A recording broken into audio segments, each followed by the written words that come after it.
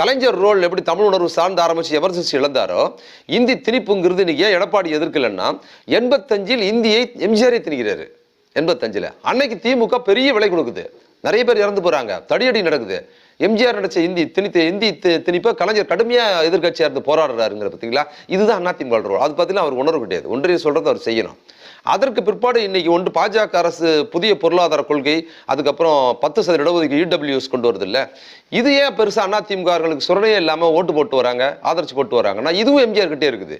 அவர் வந்த பொருளாதார இடஒதுக்கீடு கொண்டு வந்தாரு, அது எதிர்ப்பு தெரிவித்தனால கைவிட்டாரு. இப்ப இந்த கூறுகள் அதிமுக தூக்கத்துல இல்லாதனால அங்க கற்பிக்கவே படல.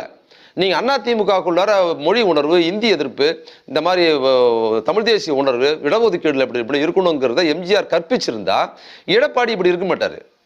அவங்களுக்கு அது எதுவுமே அந்த கட்சியில் ஒருத்தராவது நீங்க சொல்லுங்க, யாராவது ஒருத்தரா இருக்கிற இந்த மாதிரி இப்போ உணர்வோடு இருக்கிறாங்க, கிடையவே கிடையாது. அவங்களுக்கு தெரியவே தெரியாது.